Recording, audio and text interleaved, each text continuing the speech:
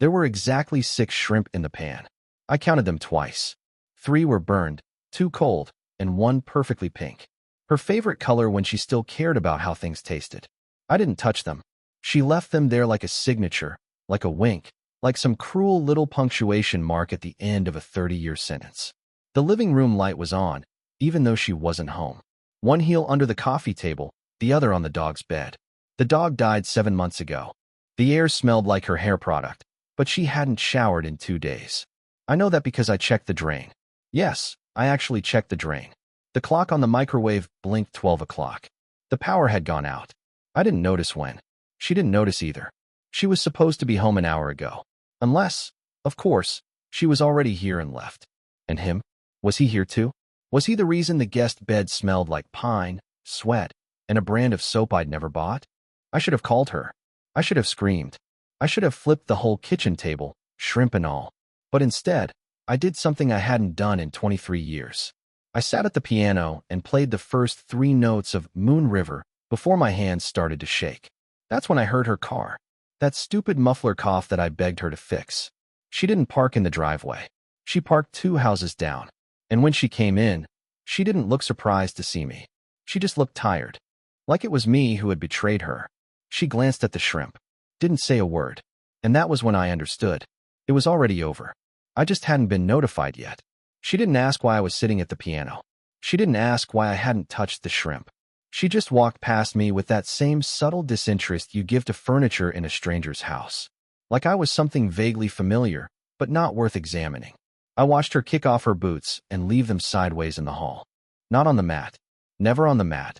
30 years, and she still never learned how to put things where they belonged. Except now. Somehow, she was the one who didn't belong. My mouth opened to say something. Anything. But the words lodged themselves in the back of my throat like dry toast. I wanted to ask why she parked down the street. I wanted to ask who drives the white Tacoma with a dented tailgate. I wanted to ask if she'd ever actually liked shrimp, or if that too was a lie I'd carried for her. Instead, I stood up and asked the dumbest question I could think of. Do you want me to reheat these? She blinked slowly. Not shocked. Not guilty. Just bored. No, she said. I already ate. I bet you did, I thought. I bet he fed you in a motel room with burned-out bulbs and a vending machine that smells like old socks. But I didn't say that. I nodded like a coward. Like a man afraid of his own shadow in his own house. She wandered upstairs. No kiss. No, how was your day? No mention of our anniversary next week. Just the soft creak of the stairs and the unmistakable sound of her shutting the door. Not quite slamming, but firm. Like punctuation. Like control. I stared at the shrimp for a long time after that, until the room got cold and the ice in my glass melted into something that tasted like regret. My mind kept circling back to the parking. Why 2 houses down? Was she worried someone would see? Someone who? Me? The neighbors? Or maybe the plan was for him to come back. That thought buzzed in my skull like a mosquito. I couldn't let it go. So I did something I hadn't done since high school. I went outside in the dark. It was just after 10 p.m., and the whole street was breathing in that heavy late summer stillness, where every leaf feels like it's listening. I walked toward the spot she'd parked, slow and careful. Like I was approaching a crime scene I wasn't allowed to disturb. The curb was damp. No tire tracks, but the grass was flattened in a way that didn't match the rhythm of our regular walkers. Someone had been here, recently, waiting. And just as I was turning to head back inside, I noticed something. Right at the base of our mailbox, half tucked behind the post. A receipt. It was barely visible, curled up like it wanted to disappear. I bent down, picked it up, and unfolded it slowly. Room 109, Sunset Pines Lodge, 5:36 p.m. 1 king bed, 2 guests, charged to her card. I stood there for, I don't know how long, holding that stupid thermal paper like it was radioactive. The wind picked up, and for a second, I thought I might throw up, or scream, or walk to the lodge myself, and ask them what she looked like when she checked in. Did she laugh? Did she lie and say it was her birthday? But I didn't do any of that. Instead, I walked back inside, dropped the receipt next to the shrimp, and sat back down at the piano. I didn't play this time. I just sat there, staring at the keys. Because if I touched them, I think I would have broken something. Her? Number? Myself? Maybe. But the sound, whatever sound would have come out, wouldn't have been music. It would have been the sound of 30 years finally realizing they'd been wasted. I didn't sleep that night. Not even badly. Just didn't. The kind of wakefulness where your body stays perfectly still, but your mind throws chairs at the walls. I lay on the couch with a throw blanket that still smelled like lavender dryer sheets, and tried to remember the last time she laughed around me without checking her phone 5 seconds after. The last time she touched my hand, without looking like she was reaching for a remote. I tried to remember the last time I felt like a husband and not a placeholder. At 4:12 a.m., I got up and went to the garage. There was only one thing I needed to find. An old blue bin with winter scrawled across the lid and faded Sharpie. It used to hold Christmas lights and tangled extension cords, but I knew what I'd tucked under all that 10 years ago, right after her father died, and she threw away every single card he ever gave her. Back then, I thought it was grief. Now, I wonder if it was rehearsal. Inside, there was a voice recorder. One of those cheap dictation devices they used to sell in office supply stores before smartphones made everything disposable. I had bought it for work years ago, thinking I might write a book about Midwestern hardware stores. I never wrote a single page, but I never threw the recorder out either. Something told me I would need it now. Later that morning, I left the receipt on the fridge, not taped, not hidden, just visible, like bait, like a dare. She came downstairs wearing the purple robe I had given her for our 20th anniversary and poured exactly 5 ounces of oat milk. She always measured it, like it was medicine. I watched her open the fridge. I watched her see it. Pause. Then close the door as if it were nothing but a grocery list for things we already had. She didn't mention it. Not that day, not the next. That silence told me everything I needed to know. She saw it. She knew I knew, and she chose not to flinch. That's what real liars do. They build nests in your doubt and sleep comfortably in them. So, I gave her what she wanted. A performance. I made coffee, asked if she wanted almond biscotti from the bakery by her office, and even complimented the way she curled her hair that morning, as if she hadn't sat in someone else's lap the night before. She smiled, called me sweet, and left without kissing me. Again, as soon as her car rounded the corner, I went upstairs. Her laptop was on the nightstand. I had never touched it before, but today I opened it. The password was the same one she used for our Netflix account, Blue Orchid 21. She always said orchids were too needy to grow, but she still kept one on her desk, as fake as her laugh. The desktop was clean, too clean, but the trash bin had one item. Just one, a screenshot. It was a message from someone named C. The image was blurry, but I could make out the words, "Can't wait till we don't have to sneak around anymore." Underneath, a heart. Then fire. Then that stupid face with the tongue out. I closed the laptop, hands clenched, jaw tight. It wasn't even the message. It was that she saved it, then deleted it. Like a souvenir. A digital lipstick stain. I didn't cry. Not yet. I think I was too far past crying. It was like I had entered some new chemical state. Clear, numb, focused. I took the recorder from the garage, checked the batteries, and placed it under the guest room bed, where the baseboard was slightly warped. No one would ever find it unless they knew it was there. And now I wait. Again. 30 years of memories. And I'm hiding behind furniture like a kid who broke a vase. Tonight she says she's going out again. Dinner with Jenna, she said. Except Jenna moved to Oregon last year, and I helped her pack. So I smiled. Said, tell her I said hi. Because if there's one thing I've learned this week, it's that people only tell you the truth when they think you've already left the room. She didn't come back until almost midnight. I watched the headlights sweep across the living room wall like slow, deliberate knives. Her keys jingled too loudly, drunk, or pretending to be. I stayed on the couch and didn't say a word. Neither did she. Just walked right past me. Heel caught in the rug for a second, then upstairs. The bathroom light flicked on. A toilet flush. Faucet. Then quiet. She didn't even close the door fully. I counted that as a small admission of guilt. Or maybe carelessness.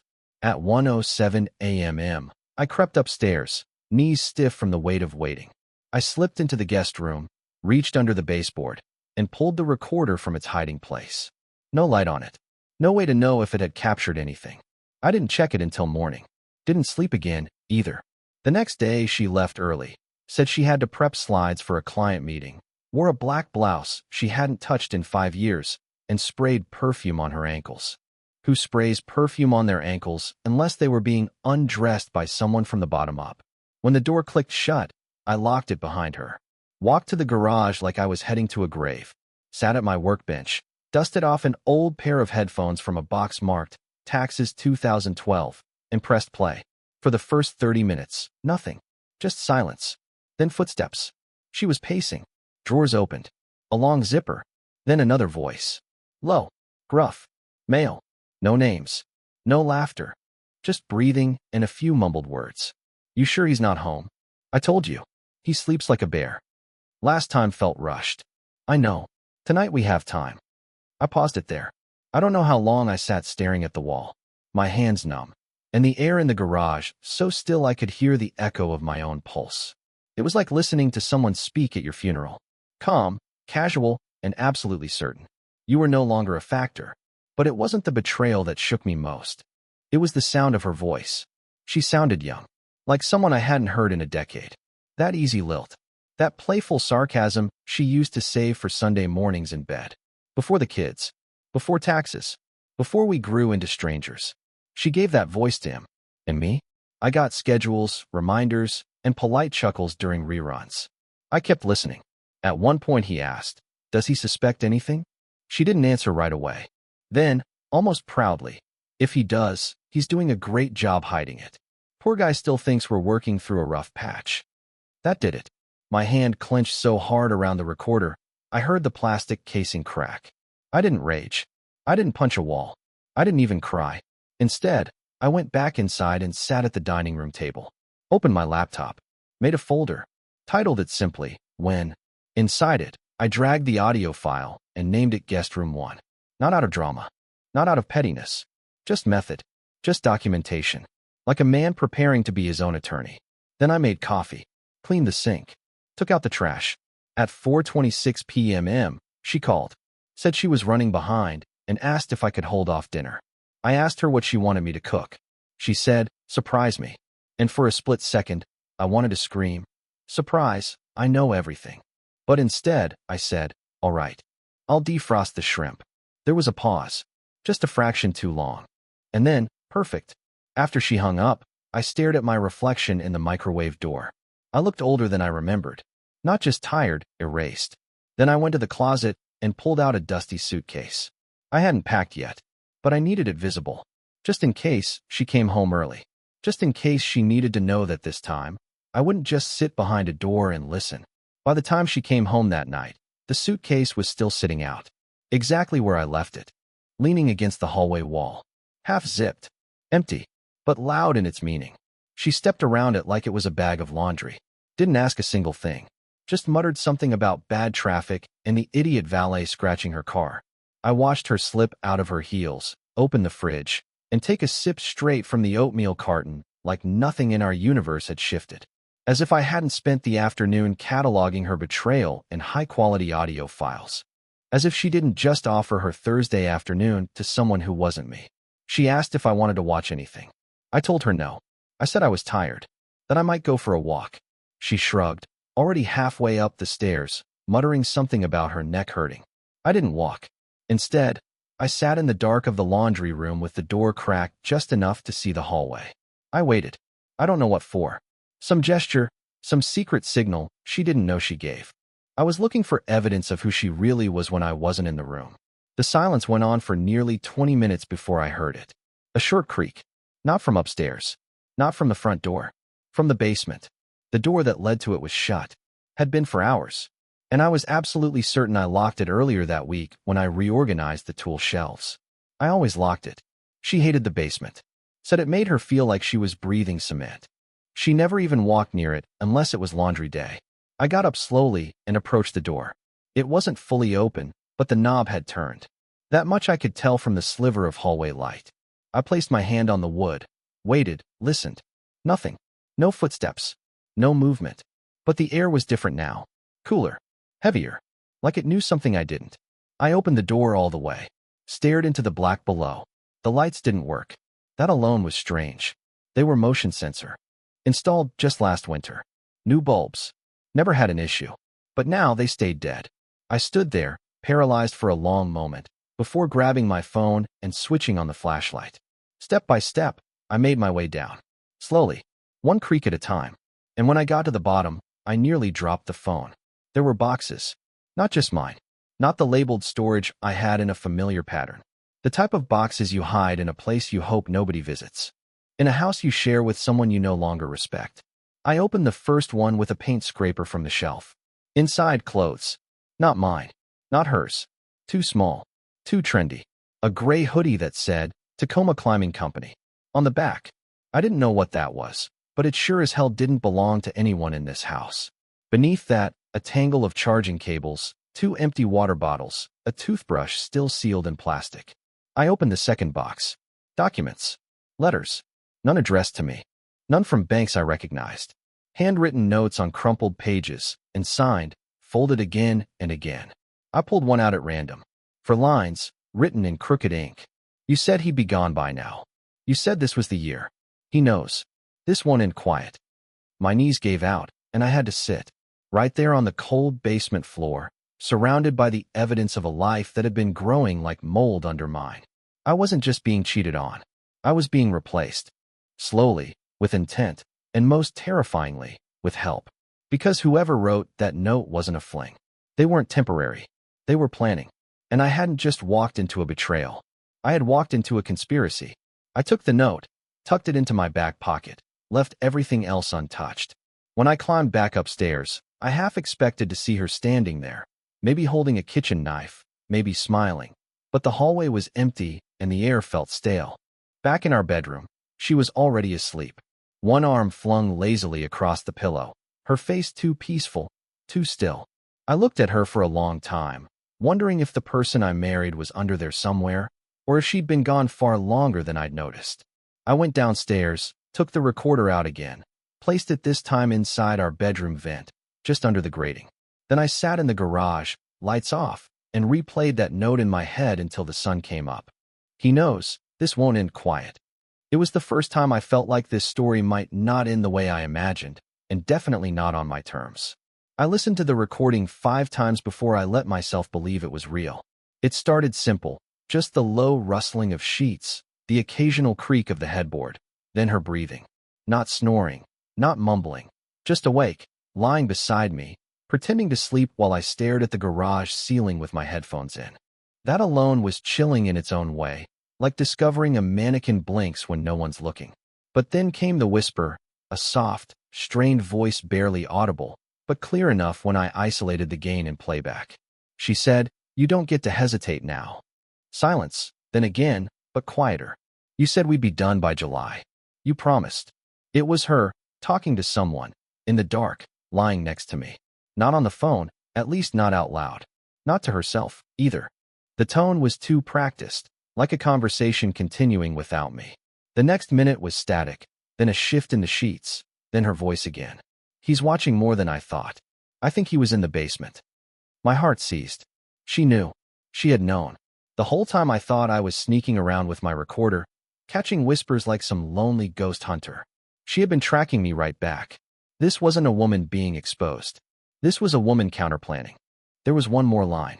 It slipped past the vent at 3:12 a.m., spoken with a strange calmness that didn't match the panic I expected. Just 5 words, but they rooted into my spine like ice. "If he makes a move, go." And that was it. No reply. No confirmation. But she wasn't talking to herself. Of that, I was sure now. Either she had someone listening through the vent, through the wall, or, and I hated myself for even thinking it, she was speaking into something invisible to me. A device, a transmitter, a tiny thing tucked beneath the bed, or behind the nightstand that I hadn't noticed yet. I stood up so fast, I nearly fell out of the garage chair. My knees were numb, and my fingers refused to move with precision. I felt like I had swallowed glass. Every breath caught at the corners of my throat. Was she setting me up? For what? A divorce ambush, legal manipulation, something worse? I had to check. I stormed through the house like a man possessed. Not loud, not clumsy, but methodical. I searched every inch of our bedroom first, under the bed, behind the outlet covers, inside the nightstand drawers, which were mostly filled with lotion bottles and half-burned candles. Nothing. Then I moved to the guest room, and that's when I saw it, a tiny screw missing from the plate behind the desk lamp, barely visible. The kind of thing only a paranoid person notices. I removed the lamp, reached behind, and pulled out a sliver of plastic wedged between the wall and the cord. It wasn't much bigger than a matchbox, a voice recorder, not mine, not the one I planted. This one had been recording me. I stared at it, stunned, the little red light still blinking, like it didn't know its cover was blown. I sat there for 10 minutes holding it in my hands, the weight of it growing heavier by the second. All this time, I thought I was playing investigator. But she had been building a case of her own, recording me, probably waiting for me to lose it, to snap, to break one of those fragile boundaries that judges and attorneys latch onto when divorces get messy. And it was working. I could feel it, the slow suffocation of being watched from every angle. Except I hadn't broken, not yet. I hadn't screamed or thrown anything or threatened her, or done a single thing except try to learn the truth, which meant I still had time. I still had leverage. But the margin was shrinking. I put the device back exactly how I found it, careful not to smudge the lamp cord or leave fingerprints on the plate. Then I went downstairs and reheated some lasagna. She came home 5 minutes later, humming to herself, carrying a Target bag filled with things she didn't need. New towels, facial cleanser, travel-sized shampoo, travel-sized, like she was packing for something. She kissed me on the cheek, called me Horn, and asked if I'd watered the orchids. I said yes, but I was lying, because those orchids died 2 weeks ago, and I'd left them there on purpose, black, drooping, and hollow, just to see if she'd notice. She hadn't, because she wasn't living in this house anymore. She was already somewhere else, and I was just the thing in the way. I woke up before she did and just lay there for a while, staring at the ceiling fan, turning slow and lazy above us. It hadn't wobbled like that before, not even last summer when I oiled the bearings myself. I knew that room better than my own mind. Every dent in the baseboard, every creak in the fourth floorboard from the closet. That bedroom had been ours longer than most couples last, but in the last few weeks, it had become a war zone with satin pillowcases. She was breathing steadily beside me, perfectly still, too still. I began to wonder if she was actually asleep or just pretending again. I remembered how she whispered into the vent, how she murmured about me, about him, about what to do if I made a move. I wondered what counted as a move, finding her recorder, catching her in a lie, or just existing longer than she expected. At 6:14 a.m., I got out of bed without touching her. I didn't shower. I didn't make coffee. I walked downstairs barefoot, opened my laptop, and opened a blank document. No plan, no outline, just a blinking cursor and a mind full of smoke. And then, without really thinking, I began to write. If anything happens to me, this wasn't an accident. If I disappear, check the basement. If someone calls saying I left, I didn't. I saved the file to 3 USB drives, hid one in the garage, another in the crawl space behind the water heater, and the last inside the hollow compartment of my old drafting table. Then I printed 2 copies and mailed them. One to my cousin Alan in Indiana, who I hadn't spoken to since our mother's funeral, but who would definitely open anything labeled legal. The other to my own work address, just to have it on record. This wasn't about paranoia anymore. This was insurance. She came downstairs just as I was sealing the second envelope. She wore leggings and a hoodie and carried that faux surprised expression she always used when she caught me mid-task, eyes wide, voice airy. "You're up early," she said. "Everything okay?" I smiled at her, and it must have startled her, because for the first time in weeks, she blinked, not dramatically, not enough for most people to notice. But I saw it, that flicker of disruption. She didn't expect me to smile. "Not now, not like that." "Yeah," I said, "just mailing something I should have sent a long time ago." She paused. Her hand floated halfway toward the coffee canister, then dropped. "You're not quitting your job or something, right?" "No," I said too calmly. "Not quitting, just covering my bases." Another blink, faster this time. She made her coffee, but didn't drink it. I could feel her eyes on me, tracing the edges of the envelope like she could see the words inside. But she didn't ask, and I didn't tell. Later that afternoon, I followed her, not in a car. That was too obvious. I let her leave first, said I was heading to the pharmacy for a refill. Then I took the back exit through the alley, cut through the neighbor's yard, and tailed her on foot until she turned into the corner diner near Main. I waited across the street, pretending to read a city bulletin on a utility pole. She sat in the far booth next to the window, and 5 minutes later, he showed up. Not young, not athletic, not what I expected. He looked normal, slouched posture, thinning hair, khakis that had seen better years. He carried a laptop bag and a tired smile. She touched his hand immediately, not passionately, not nervously, but with familiarity, like someone who'd practiced the movement for months. I walked away before I could see more.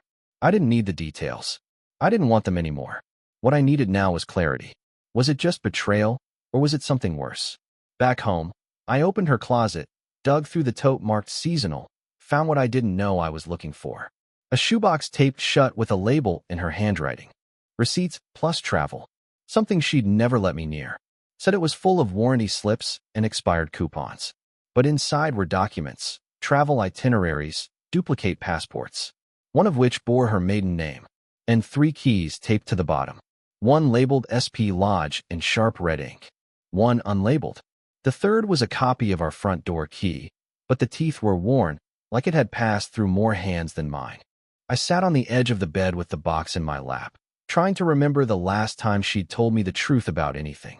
Then the front door opened downstairs. She was home early. I had seconds. I shoved the box back where it was, pushed clothes over it, closed the lid, and made it to the bathroom just as she called my name. "Gordon," she said, voice casual. "You forgot your prescription bag. It's on the counter." And then from behind the door, a quieter second sentence. "You didn't actually go to the pharmacy, did you?" Not accusing, not loud, just confirming. Like she already knew, and just needed to see if I'd lie to her face. I opened the bathroom door slowly, looked her in the eye, and didn't blink. "You followed me?" I asked. She didn't answer right away. Just stared, her arms crossed, mouth twitching like it wasn't sure whether to lie or confess. Finally, she shrugged. "You've been acting strange." I laughed. Quiet. A little too bitter. "Strange. That's rich."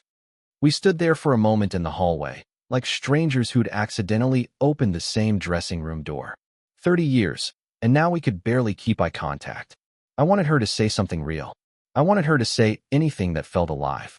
But she didn't, and that silence told me everything I hadn't been willing to hear before. I went into the bedroom, pulled the suitcase out from the closet, and this time, I filled it. Slowly, deliberately. The sound of the zipper was louder than it should have been. She watched from the doorway, still frozen. "You're leaving?" she asked, voice small, not angry, not relieved. Just deflated. "I should have left a long time ago," I said. "But I thought I owed it to us to wait until I knew for sure." Her face tightened. "Knew what, Gordon?" "That this was already over. That you had one foot out the door, and I was just the last light to switch off." That broke her mask. She stepped into the room, reached out like she was going to put a hand on my arm, but stopped herself. "I didn't plan this," she said. "I didn't want it to happen this way." "But it did," I said, quieter now. "And every day you said nothing." It happened again. She stood there in silence as I walked past her with the suitcase in one hand and a folder in the other, the one labeled Win. I set it on the kitchen counter like a final statement, like a chess player laying down a piece. "I'm not going to blow up your life. I'm not going to tell the neighbors. I'm not going to drag this into court unless you make me. You can keep the house. I just want peace." "Where will you go?" she asked. And for the first time in a long time, I smiled. "I don't know, but that's the part I'm looking forward to." I got in the car, drove until the houses stopped looking familiar. I didn't check my phone. I didn't cry. I didn't play music. I just drove past gas stations, farms, and one of those roadside produce stands with hand-painted signs and crooked peaches. Somewhere near the state line, I pulled over a field of wildflowers stretched out behind a rusted fence, and I stood there for a while breathing in air that didn't belong to any past.